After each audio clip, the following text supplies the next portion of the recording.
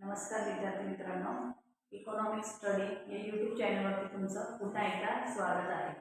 मागच्या लेक्चर्समध्ये आपण सूक्ष्मलक्षी अर्थशास्त्र हा संपूर्ण घटक घेतलेला होता। त्या घटकामध्ये आपण सूक्ष्मलक्षी अर्थशास्त्राची व्याख्या, स्वरूप, महत्त्व हे संपूर्ण घटक आपण त्याच्यामध्ये अभ्यासला होता। बरोबर, ज्या विद्यार्थ्यांनी ते लेक्चर्स बघितले नसेल तर त्यांनी यूट्यूबच्या याच्यावरती जाऊन आपला इकॉनॉमिक स्टडी हा चॅनलला सबस्क्राईब करा, लाईक करा, सबस्क्राईब करा। तुम्हाला लवकर सगळे लेक्चर सुद्धा पाहायला मिळतील। बरोबर, आजचा आपला जे लेक्चर आहे ते आहे मागणी या घटकाचं। कोणतं आहे? मागणी। आता मागणी हा घटक आहे 11वीच्या वर्गाला सुद्धा आहे, 11वी 12वी, त्यानंतर FY त्याचबरोबर स्पर्धा परीक्षेच्या विद्यार्थ्यांना सुद्धा हा विषय खूप महत्त्वाचा आहे किंवा या घटकावरती बोर्डाच्या परीक्षेमध्ये सुद्धा प्रश्न विचारले जातात आणि स्पर्धा परीक्षेमध्ये सुद्धा या घटकावरती मागणी या घटकावरती काय आहे प्रश्न विचारलेले दिसून येतात। आलं लक्षात?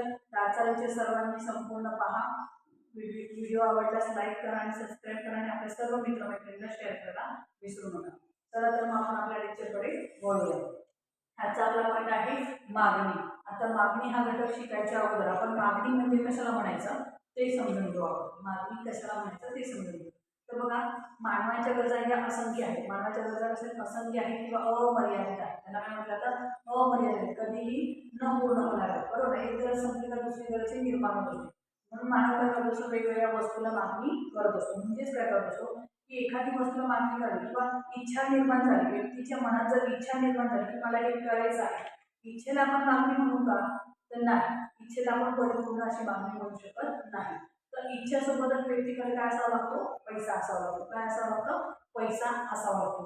पैसा आहे परंतु खर्च करण्याची व्यक्तीची तयारी नाही, मग त्याला सुद्धा आपण मागणी म्हणू का? तर त्यालाही आपल्याला मागणी म्हणता येणार नाही। जे पॅन्सन आहे, प्राध्यापक पॅन्सन, कोण? प्राध्यापक पॅन्सन, प्राध्यापक पॅन्सन हे जे आहेत, हे अर्थतज्ञ जे आहेत त्यांनी मागणीची एक साधी आणि सरळ व्याख्या केली। त्यांनी काय सांगितलं पॅन्सननी की इच्छा म्हणजे मागणी होय। एखाद्या वस्तूची इच्छा आहे म्हणजेच काय आहे? इच्छा आहे। इच्छा आहे म्हणजेच काय आहे? मागणी आहे असं त्यांनी म्हटले। परंतु ही परिपूर्ण तेवढी व्याख्या नाही। कोणी केलेली आहे? ही पॅन्सन यांनी केली। तर इच्छेला आपण मागणी म्हणू शकत नाही। इच्छासोबतच आपल्याला दुसरे कशाची आवश्यकता असते? इच्छासोबतच दुसरं आहे पैशाचे पाठबळ। कशाचे? पैशाचे पाठबळ। पैसा असेल तरच वस्तू खरेदी करता येईल। कोण आपल्याला फुकट वस्तू दिली, बाजारात गेला तर फुकट वस्तू देणार नाही। त्याच्यासाठी कशाची आवश्यकता असते? पैशाचे पाठबळ असणं आवश्यक असते। इथे लक्षात। त्याबरोबर पुढचा घटक पैसा आहे, पैशाचे पाठबळ आहे, परंतु काही लोक कसे असतात? कंजूस प्रवृत्तीचे असतात। कसे असतात? कंजूस प्रवृत्तीचे असतात। त्यांची खर्च करण्याची तयारी राहते। इच्छा आहे, मला वस्तू पाहिजे, मला खरेदी करायची, पण तुम्ही पैसेच खर्च करणार, पण फुकटमध्ये वस्तू दिली का? देत नाही। बरोबर की नाही? म्हणजेच काय, पैशाचे पाठबळ पण आहे पण खर्च करण्याची प्रवृत्ती सुद्धा तितकीच महत्वाची आहे। खर्च करण्याची प्रवृत्ती, खर्च करण्याची प्रवृत्ती आलं लक्षात? खर्च करण्याची प्रवृत्ती आहे, इच्छाशक्ती आहे, पैसा सुद्धा आहे, खर्च करण्याची तयारी पण आहे, परंतु त्याच्यासाठी अजून काही विशिष्ट वेळ सुद्धा आवश्यक असते। काय असते? विशिष्ट वेळ सुद्धा तितकीच महत्वाची असते। विशिष्ट वेळ। आता बघा, उदाहरणार्थ आपण असं म्हणूया पावसाळ्यामध्ये, आता ऋतू कोणता चालू आहे? पावसाळा। पावसाळ्यामध्ये कशाला मागणी केली जाते? छत्री, रेनकोट वगैरे याला मागणी केली जाते। उन्हाळ्यामध्ये किंवा हिवाळ्यामध्ये त्याला मागणी केली जाईल का? नाही। कोणत्याही वस्तूला त्याच्या काळानुसार किंवा रूपानुसार किंवा त्याच्या वापर याच्यानुसार किंवा व्यक्तींच्या संख्येनुसार त्याची काय होत असेल? त्याची बदल होत असते। मागणी हा घटक कोणती? मागणी कशाला म्हणतात? तर मागणी म्हणजेच काय? तर विशिष्ट वेळेला, मागणी म्हणजेच काय? विशिष्ट वेळेला, विशिष्ट किमतीला व्यक्ती ज्या वस्तूंची मागणी करतो, ज्या परिमाणांची मागणी करतो, त्याला त्या वस्तू खरेदी करायची इच्छा निर्माण करतो। प्राध्यापक बेनहॅम यांनी काय व्याख्या केलेली आहे? बघा, विशिष्ट वेळेला, विशिष्ट वेळेला, विशिष्ट किमतीला जो व्यक्ती आहे कोणत्या वस्तू किंवा किती परिमाण खरेदी करू इच्छितो, किती परिमाण खरेदी करू इच्छितो। परिमाण म्हणजे काय असतं? वस्तूची नगसंख्या असते। परिमाण म्हणतात, परिमाण काय म्हटलं तर परिमाण म्हणजे काय असतं? वस्तूची नगसंख्या, वस्तूची नगसंख्या आलं लक्षात? वस्तूची नगसंख्या म्हणजेच काय असतं, परिमाण असतं. किती वस्तूचे परिमाण खरेदी करू इच्छितो त्याला म्हटलं जातं मागणी, त्याला म्हटलं जातं मागणी. समज तुम्हाला इथपर्यंत आलं लक्षात? मागणीचा अर्थ समजा मागणी कशाला म्हणायचं, तर मागणीचा अर्थ म्हणजे काय, तर इच्छाशक्ती किंवा नुसती इच्छाच आहे आणि खरेदी करण्याची तयारी नाही तर आपण मागणी म्हणू शकत नाही. तर मागणी हा घटक पूर्ण होण्यासाठी किंवा मागणी हे पूर्ण होण्यासाठी इच्छाशक्ती असेल, अगदी प्रबळ इच्छाशक्ती, पैशाची पाठबळ आवश्यक, खर्च करण्याची प्रवृत्ती आणि विशिष्ट वेळ, या सगळ्या गोष्टी जेव्हा एकत्र येतात तेव्हाच काय होऊन येत असते, मागणी घडून येत असते. आलं लक्षात तुम्हाला? तेव्हा मागणी घडून येत असते. प्राध्यापक बेनहॅम यांनी एकदम स्पष्ट आणि सुस्पष्ट अशी व्याख्या केली आहे. काय केली त्यांनी? विशिष्ट वेळेला विशिष्ट किमतीला व्यक्ती एखाद्या वस्तूचे किती परिमाण खरेदी करू इच्छितो त्याला म्हटलं जातं मागणी, त्याला म्हटलं जातं मागणी. आलं लक्षात तुम्हाला? व्याख्या लक्षात आली? आता या मागणीची खरी सुरुवात किंवा मागणीचा जो करता आहे की अर्थव्यवस्थेमध्ये मागणीला खूप महत्वाचे स्थान दिले आहे. कारण की का, जर अर्थव्यवस्थेमध्ये मानवाचा विकास झाला तर अर्थव्यवस्थेचा विकास होणार आहे, बरोबर आहे? मानवाचा विकास झाला तर अर्थव्यवस्थेचा विकास होणार आहे. म्हणून अर्थव्यवस्थेमध्ये मानवाला सर्वात प्रथम स्थान दिलं आहे. मानव वेगवेगळ्या वस्तूंना मागणी करत असतो, बरोबर आहे? मग वेगवेगळ्या वस्तूंना मागणी करत असतो म्हणजे याची संपूर्ण संकल्पना कोणी मांडलेली आहे, त्याचा संपूर्ण अभ्यास करायची संकल्पना प्राध्यापक अल्फ्रेड मार्शल यांनी मांडली. कोणी? प्राध्यापक अल्फ्रेड अल्फ्रेड मार्शल.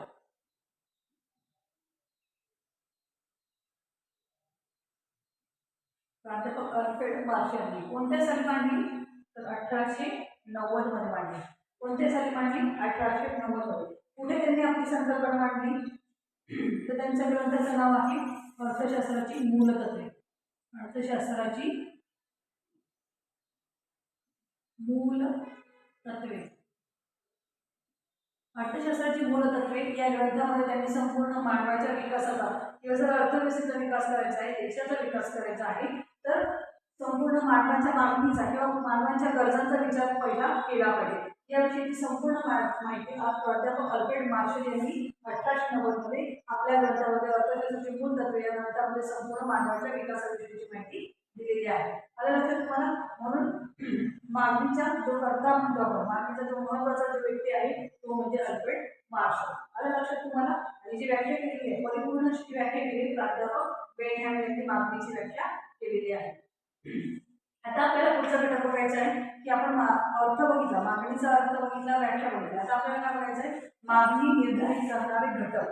मागणी निर्धारित करणारे घटक बघायचे आहेत. कशावरती मागणी निर्धारित होत असते? मागणीमध्ये सर्वात महत्वाचे घटक कोणकोणते आहेत किंवा कोणत्या घटकांवरती ती मागणी ठरत असते हे आपण बघणार आहोत. तर पहा,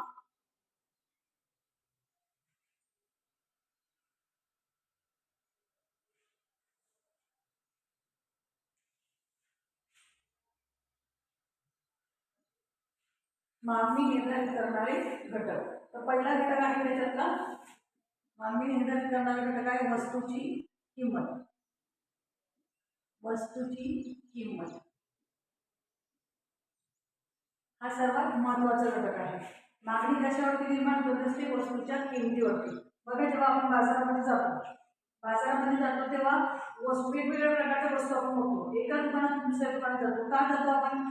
पहिले त्यांना विचारतो किती किंमत आहे, आपल्याला जर ते या दुकानापेक्षा त्याच्यानंतर आपल्याला डिस्काउंटमध्ये मिळाली तर म्हणून आपण या दुकानातून खरेदी करतो, दुसऱ्या दुकानावर, बरोबर आहे? मग त्याचप्रमाणे वस्तूच्या किमतीचा मागणीवरती सर्वात मोठा परिणाम होत असतो. काय सांगते मी लक्षात द्या की वस्तूच्या किमतीचा मागणीवरती सर्वात मोठा प्रभाव असतो किंवा मागणीवर परिणाम करणारा हा घटक आहे. तर बघा, का वस्तूची किंमत वाढली,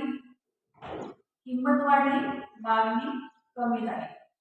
वस्तूची किंमत वाढली, मागणी कमी झाली. इथे लक्षात तुम्हाला? वस्तूची किंमत कमी झाली, मागणी वाढली.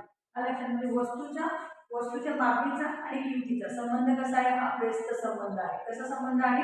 व्यस्त संबंध आहे. आलं लक्षात?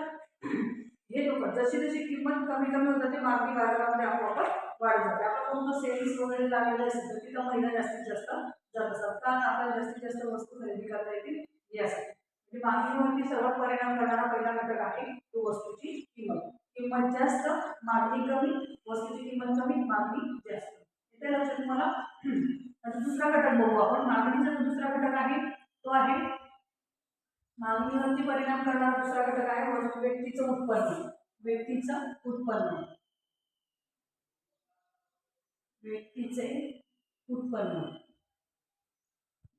बघा, व्यक्तीच्या उत्पन्नामध्ये बदल झाला म्हणजे व्यक्तीला जर जास्तीचा पगार मिळत असेल, महिन्याला पगार जास्त असेल, 50,000 60,000 असेल, असा काही पगार असेल तर तो व्यक्ती काय करत असतो, आपल्या जीवनावश्यक गरजा पहिले भागवतो. जीवनावश्यक गरजांसोबत तो चैनीच्या वस्तूंच्या गरजा सुद्धा भागवत असतो. म्हणजे चैनीच्या वस्तू म्हणजेच काय, सोने नाणे असेल किंवा नाही मग गाडी वगैरे असेल, 2 व्हीलर 4 व्हीलर अशा प्रकारच्या वस्तूंची काय करत असतो, मागणी करत असतो. परंतु व्यक्तीचं उत्पन्न जर कमी असेल, एखाद्या व्यक्तीचा पगार महिन्याला 10,000 असेल, बरोबर आहे, व्यक्तीच्या पगार 10,000 असेल तर पहिला काय करतो, जीवनावश्यक गरज. घरामध्ये पहिली गरज काय असते, अन्न, नंतर वस्त्र, नंतर निवारा, नंतर आरोग्य, मग शिक्षण, मग बाकीच्या चैनीच्या गोष्टींकडे तो लक्ष देत असतो. आलं लक्षात. म्हणजे व्यक्तीचं उत्पन्न जर जास्त असेल, व्यक्तीला पगार जर जास्त असेल तर तो वेगवेगळ्या वस्तूंना मागणी करत असतो. पगार जर कमी असेल तर तो काय करत असतो, जे जीवनावश्यक गरज आहे आपल्या गरजांची काय करतो, तो क्रमवारी करून देतो. काय करत असतो, क्रमवारी करून देत असतो आणि त्याप्रमाणे तो आपली गरज भागवत असतो. आलं लक्षात कोणीपर्यंत. जर काही लक्षात येत नसेल किंवा आपल्याला शिकवणं जर स्पीडली जात असेल तरी तुम्ही मला कमेंटच्या माध्यमातून सांगा, की जेणेकरून नेक्स्ट लेक्चरला मी थोडंसं स्लोली पण शिकेल आणि जे काही तुम्हाला ज्या पॉईंटमध्ये मला अडचण असेल तो पॉईंट मी तुम्हाला पुन्हा संपवण्याचा प्रयत्न करेल. आलं लक्षात. तर चला पुन्हा आपण आपल्या विषयाकडे बघू. तर बघा, आपण बघत आहोत मागणी निर्धारित करणारे घटक. त्याच्यातला पहिला पॉईंट बघितला आपण, वस्तूची किंमत बघितली, त्याच्यानंतर व्यक्तीचे उत्पन्न बघितलं. पुढचा घटक आहे व्यक्तींची संख्या. काय बघतो आपण, व्यक्तींची संख्या. व्यक्तीची संख्या म्हणून त्याला नाही तर मग लोकसंख्या म्हणा. व्यक्तींची संख्या किंवा देशातील लोकसंख्या म्हणून. बघा, देशामध्ये जर लोकसंख्या जास्त असेल, स्टार्टिंग येथे वस्तूंना मागणी मोठ्या प्रमाणात होईल.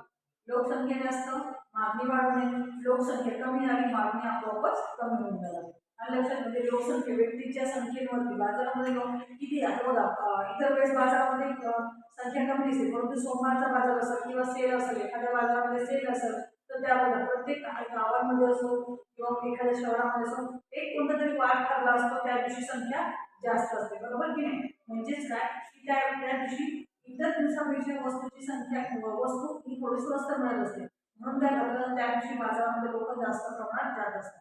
हे त्या लक्षात. म्हणजेच त्या वस्तूच्या संख्येवरती सुद्धा काय ठरत असतं, वस्तूची किंमत वस्तूची मागणी ही ठरत असते. आलं लक्षात तुम्हाला. पुढचा आपण घेऊ व्यक्तीची आवड निवड. पुढचा घटक काय आहे, व्यक्तीची आवड निवड. व्यक्तीची आवड निवड.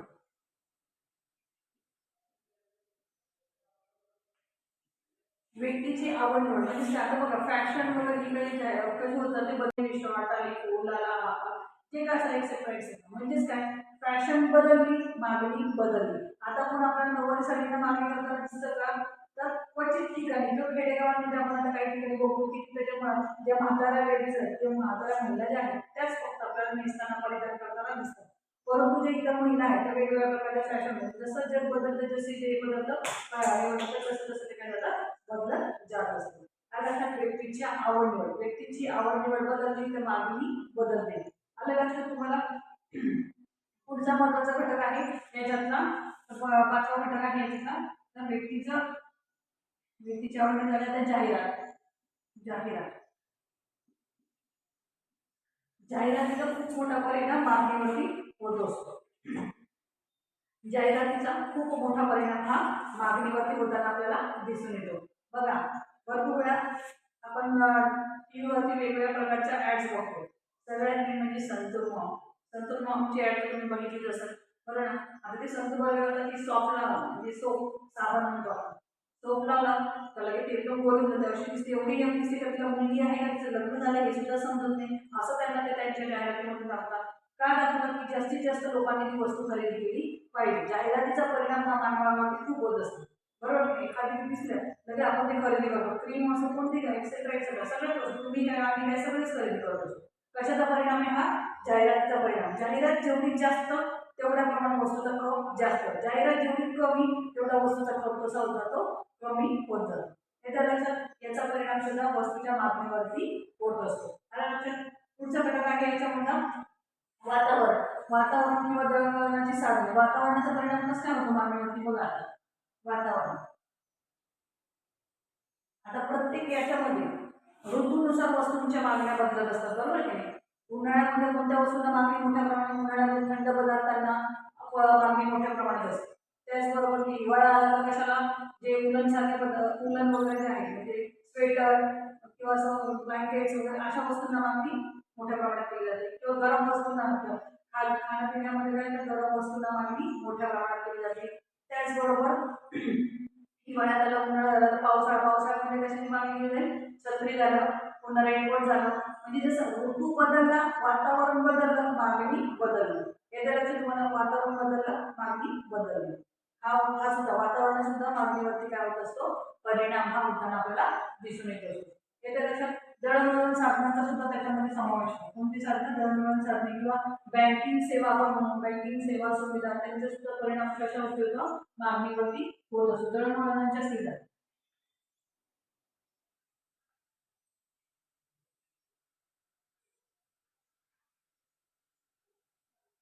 दळणवळण सुविधा, वाहतुकीच्या सुविधा, बरोबर की नाही.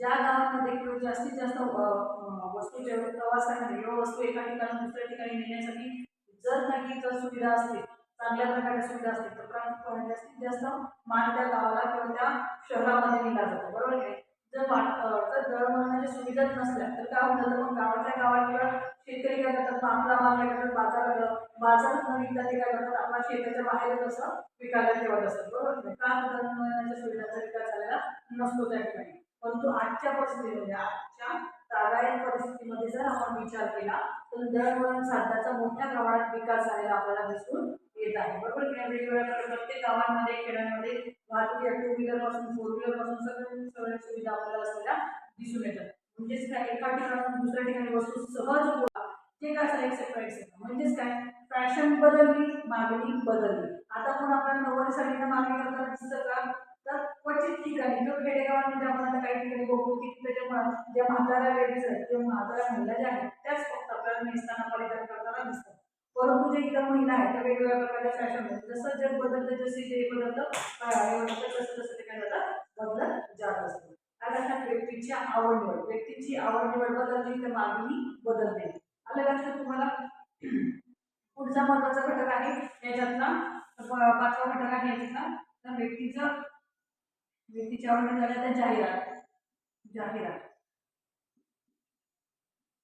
जाहिरातीचा खूप मोठा परिणाम मागणीवरती होत असतो.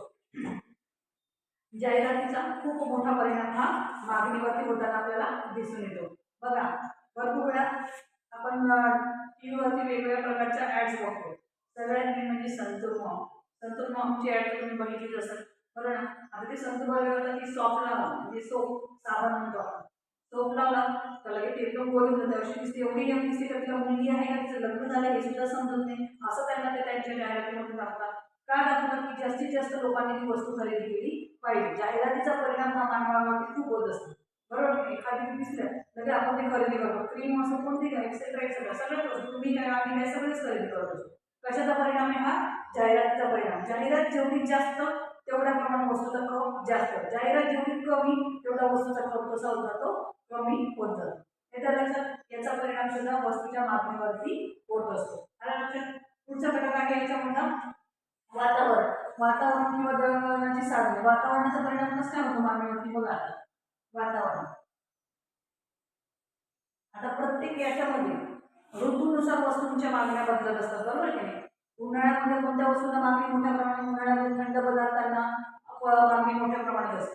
त्याचबरोबर हिवाळा आला तर कशाला, जे उलन सारखे उलन वगैरे जे आहे म्हणजे स्वेटर किंवा असं ब्लँकेट्स वगैरे अशा वस्तूंना मागणी मोठ्या प्रमाणात केली जाते. किंवा गरम वस्तूंना खाण्यापिण्यामध्ये काय तर गरम वस्तूंना मागणी मोठ्या प्रमाणात केली जाते. त्याचबरोबर हिवाळ्यात आलं, उन्हाळा झाला तर पावसाळ्यामध्ये कशाची मागणी केली जाईल, छत्री झालं, पुन्हा रेनकोट झालं. म्हणजे जसं ऋतू बदलला, वातावरण बदललं, मागणी बदलली. याच्या लक्षात तुम्हाला, वातावरण बदललं, मागणी बदलली. हा सुद्धा वातावरण सुद्धा मागणीवरती काय होत असतो, परिणाम हा होताना आपल्याला दिसून येत असतो. याच्या लक्षात, दळणवळण साधनांचा सुद्धा त्याच्यामध्ये समावेश आहे. कोणती साधनं, दळणवळण साधने किंवा बँकिंग सेवा, आपण बँकिंग सेवा सुविधा, त्यांचा सुद्धा परिणाम कशावरती होतो, मागणीवरती होत असतो. दळणवळणाच्या सुविधा,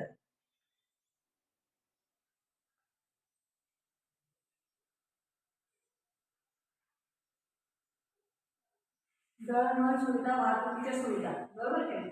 ज्या गावांमध्ये किंवा जास्तीत जास्त वस्तूचे प्रवास करण्यासाठी किंवा वस्तू एका ठिकाणी दुसऱ्या ठिकाणी नेण्यासाठी जर सुविधा असतील, चांगल्या प्रकारच्या सुविधा असतील, तर जास्तीत जास्त माल त्या गावाला किंवा त्या शहरामध्ये नेला जातो, बरोबर की नाही?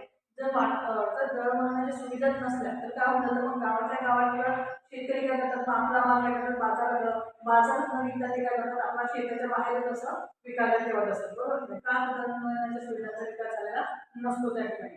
परंतु आजच्या परिस्थितीमध्ये, आजच्या तागायत परिस्थितीमध्ये जर आपण विचार केला तर दळणवळण साधनाचा मोठ्या प्रमाणात विकास झालेला आपल्याला दिसून येत आहे, बरोबर की नाही? वेगवेगळ्या प्रत्येक गावांमध्ये, खेड्यांमध्ये वाहतुकीच्या टू व्हीलर पासून फोर व्हीलर पासून सगळ्या सुविधा आपल्याला असलेल्या दिसून येतात. म्हणजेच काय, एका ठिकाणाहून दुसऱ्या ठिकाणी वस्तू सहज पोहोचवली जाते.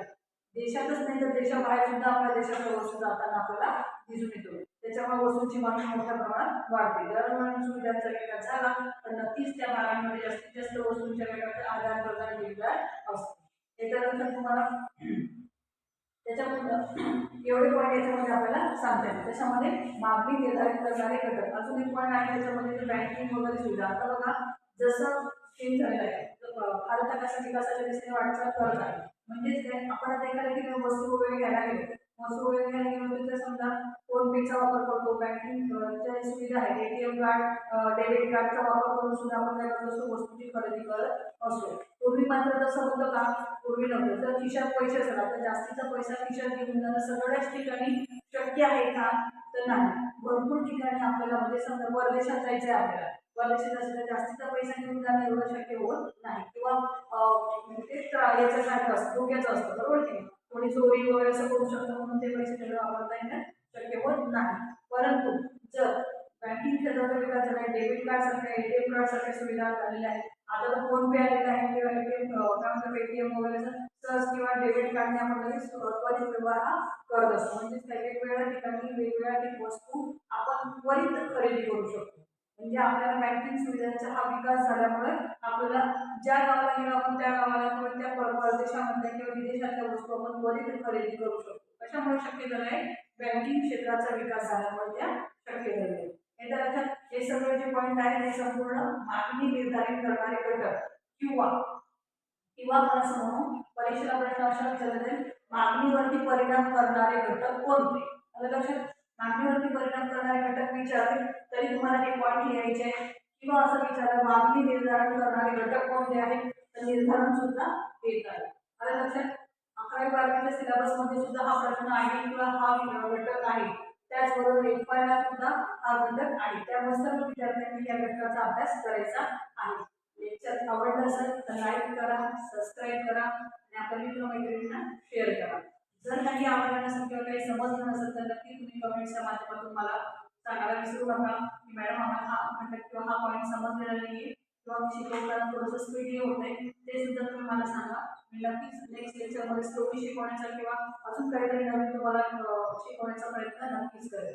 नेक्स्ट लेक्चरच्या वेळी याच्या पुढचा आपण सिद्धांत बघणार आहोत. मागणीचा नियम कशाला म्हणतात किंवा मागणीचा नियम कोणी मांडला, मागणीचा नियम, मागणीचा सिद्धांत हे आपण नेक्स्ट लेक्चरला बघणार आहोत. आजचं हे लेक्चर तुम्हाला आवडलं असेल लाईक करा. ओके, धन्यवाद. भेटू आपण आता नेक्स्ट लेक्चर.